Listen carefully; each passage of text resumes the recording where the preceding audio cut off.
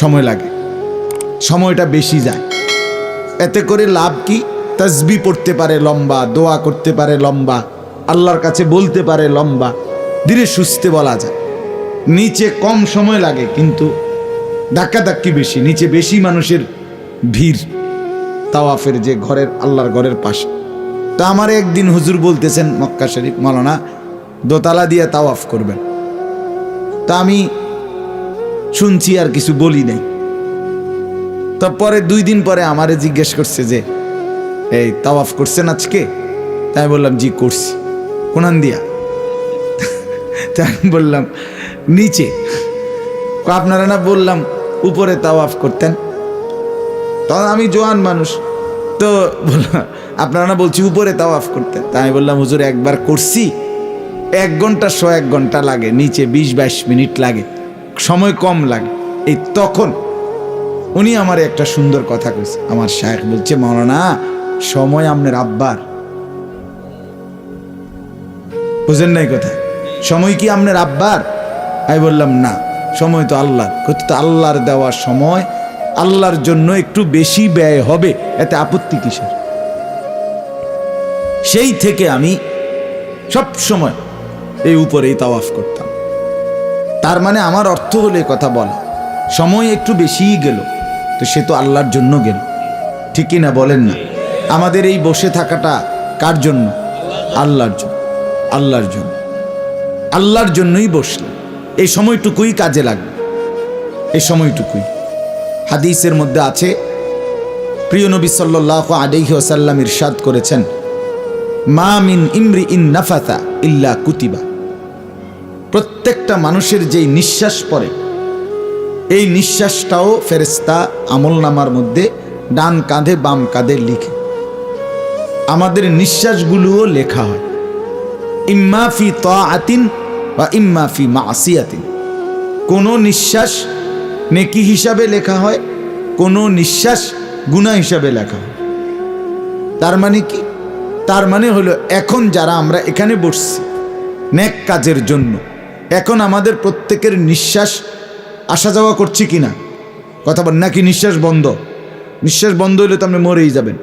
তাহলে নিঃশ্বাস চলতেছে না আমাদের। এই এখন আমরা আছি প্রত্যেকেই দ্বীনের মজলিসে, কোরআনের মজলিসে, আল্লাহর কথা শুনবার মজলিসে। এখানে আমাদের যে নিঃশ্বাসগুলো উঠানামা করছে, কসম এর প্রত্যেকটা ডান কাঁধে ফেরেশতা আমল নামায় নেকি হিসাবে লিখতেছে। এই মুহূর্তে যারা মদের আড্ডায়, জুয়ার আড্ডায়, খেলাধুলার আড্ডায়, টেলিভিশনের আড্ডায়, নাটক সিনেমার আড্ডায়, জিনা ব্যভিচারের আড্ডায়, কোনো নাফরমানিতে লিপ্ত, ওই মানুষগুলোরও তো নিঃশ্বাস উঠানামা করছে কিনা বলেন? তো ওই নিঃশ্বাসগুলো প্রত্যেকটা বাম কাঁধে ফেরেশতা গুনাহ হিসাবে আমল নামার মধ্যে তুলতেছে। তাইলে আপনার আমার এখানে 10 মিনিট বেশি বসার দ্বারা যে নিঃশ্বাস পড়বে, সেই নিঃশ্বাস নিঃসন্দেহে নেকি হিসাবে উঠবে। আচ্ছা, এই যে সুবহানাল্লাহ এখন বলছেন, একবার আরেকবার বলেন। এই সুবহানাল্লাহ আপনি যতবার বলবেন ততবার লাভবান হবে, তত লাভবান। নবী সাল্লাল্লাহু আলাইহি ওয়াসাল্লাম ইরশাদ করেছেন, সুবহানাল্লাহ আ'যামু মিন উহুদিন। একবার সুবহানাল্লাহ বলা উহুদ পাহাড়ের চাইতে ভারী নেকি। উহুদ পাহাড় মদিনায় 8.5 কিলোমিটার লম্বা।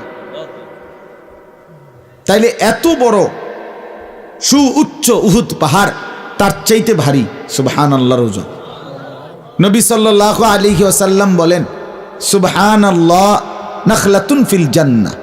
সুবহানাল্লাহ কেউ একবার পড়লো তো আল্লাহ তাআলার ফেরেশতা ওই ব্যক্তির জন্য জান্নাতে একটি খেজুর গাছ লাগিয়ে দিল। তাহলে নেকি। সুবহানাল্লাহ আবার বলেন, আলহামদুলিল্লাহ, আল্লাহু আকবার, লা ইলাহা ইল্লাল্লাহ। এই যে 4টা কালেমা বলছেন এখন, কয়টা? 4টা। সুবহানাল্লাহ, আলহামদুলিল্লাহ, আল্লাহু আকবার, লা ইলাহা ইল্লাল্লাহ। প্রিয় নবী সাল্লাল্লাহু আলাইহি ওয়াসাল্লাম বলেন, মুসলিম শরীফের হাদিস, আল্লাহর নবী বলেন, এই 4টি কালেমা একবার বলা আমি নবীর কাছে এই পৃথিবীর যত কিছুর উপরে সূর্যের আলো পড়ে, উদিত হয়, পাহাড়, নদী, সাগর, খনিজ সম্পদ, যত গ্যাস ফিল্ড, তেলের খনি, স্বর্ণের খনি, রৌপ্যের খনি, কয়লার খনি, এই পৃথিবীর যত ব্যাংক, যত টাকা পয়সার আড়ত, সব কিছুর উপরেই তো সূর্যের আলো পড়ে, পড়ে না? কথা বলেন না? এই সবটার যা মূল্য, রসুল পাক সাল্লাল্লাহু আলাইহি ওয়াসাল্লাম বলেন, এই 4 কালেমা একবার বলা আমি মুহাম্মদের নিকট তার চাইতে বেশি দামি। তাইলে বলেন, এটা আমরা পড়লাম, বললাম, এতে লাভবান হইলেন। এজন্য মসজিদে, মাদ্রাসায়, দ্বীনি মজমায় যত বেশি থাকা যায় তত ভালো। মসজিদে কিছু মানুষের বদভ্যাস, মসজিদে ইমাম সাহেব বয়ান করে জুম্মার, উনি 50 বার গড়ির দিকে, ওনার হিসাবটাই হলো গড়ি, একটা 20, 22, 24, কিতারে হুজুর কিতাইটা মাইক ফাইলে। আর ওই হুজুরার একটা অভ্যাস ছাড়তো সানা, এবারটা তো কামড়াইতে আছে, বোঝেন না কথাটা? ওনারে যে গুড়া কিরমি কামড়ায়, উনি মসজিদ থেকে কোন সময় বের হবে, ওনার এই ইবলিসে বাহিরের থেকে ডাকতেছে যে কোন সময় ঢুকছত, বেটা আধা ঘন্টা হয়ে গেছে, অনো বাহির না মসজিদে, বিড়ি খাইবা কখন, কথা মোবাইল টিপবা কখন, টেলিভিশন দেখবা কখন, ভাতের থালা লইয়া বসে রয়েছে বেডি মহিলা, যাও গিয়া ভাত লইয়া বউ। এই মানে ওনার অস্থিরতা, কখন মসজিদ থেকে বের হবে। আহা, এটা তো বদনসিব। মসজিদে অস্থিরতা বোধ করা সরাসরি মুনাফিকের চিহ্ন,